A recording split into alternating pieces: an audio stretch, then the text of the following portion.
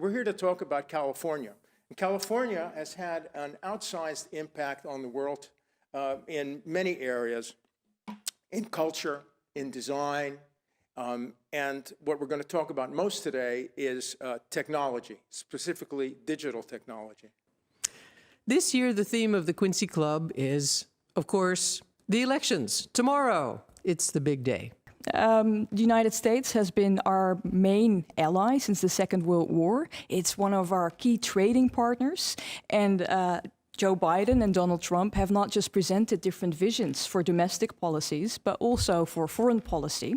And, well, if we look at security policy, for example, the United States, well, we still very much depend on the United States for our security.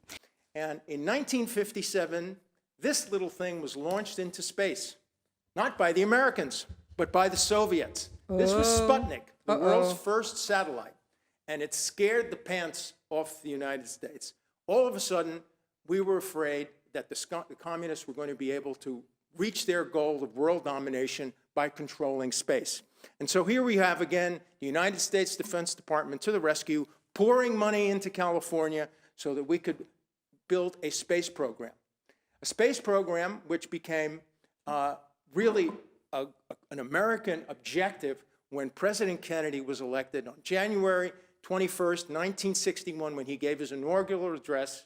He said that one of the things that we were going to do was put a man on the moon by the end of the decade. If you look at issues like climate change, it really matters what the United States does, what course, what direction the nation will choose.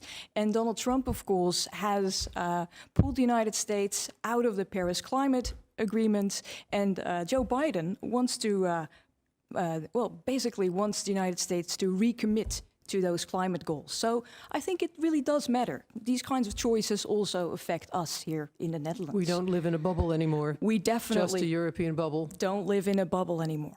No. Unfortunately, John Kennedy didn't live to see his dream realized. As you know, he was assassinated on November 22nd, 1963 in Dallas. By the time we got to the moon, was another individual who was in the White House, Richard Nixon. And here you see him talking to Neil Armstrong.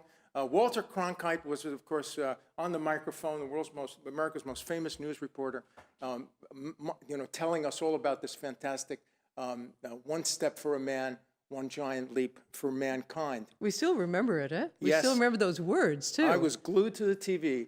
So 4 years ago, most Republicans and Democrats could still agree somewhat about what the key issues were, what the problems were that the country saw itself faced with. But they disagreed about the solutions to these problems. But right now, they can't even agree about what the problems actually are. Here you have two other really important guys in Silicon Valley. And this is Bill Gates and Bill Allen. And they were on the other side. So you have Steve Jobs and Steve Wozniak with the hardware, and Bill Gates and Bill Allen, and they were focused on the software. And they said, listen, why should the software be free? You've got a lot of intellectual firepower in there. We want to patent it. We want to trademark it. We want to be able to get money for our intellectual property on the software. Okay, so that brings us to the big question. Who is going to win the presidential elections, of course? Well, a few things to keep in mind as you watch the polls and as you watch the results come in. First of all, of course, we already discussed this during the first part. Winning the presidential elections in the United States is not about winning the popular vote. So it is all about the Electoral College. So when you hear about national polls, they don't mean that much. So ignore those, right? Focus on the states. And here, it is very important to realize that some states are more important to watch than other states. There are many states in the US where it is already clear who's going to win. Back to our friend Steve Jobs, who had the idea that people should also be able to compute at home. And he invented, in 1984, the Macintosh computer and introduced it at Super Bowl 18 with what is widely considered the most famous ad in advertising history. So these are the states where the elections still need to be determined. And these are the states where the candidates are focusing their attention, that the candidates are visiting, on which they focus most of their attention. And these are also the main states to watch when the results come in. So Florida is very important as a swing state, and Pennsylvania, very important. Keep an eye on those states. We are at what makes Silicon Valley tick. Just a couple of things. You know, in the United States, we're encouraged to go off on our own, build a better mousetrap, be an entrepreneur, dream big, disrupt, you know. Move fast and break things, move right? fast and Facebook break in things, the that's beginning. Zuckerberg. There's a load of money that you can look to build your company. There's a highly educated workforce. We talked about Berkeley and Stanford.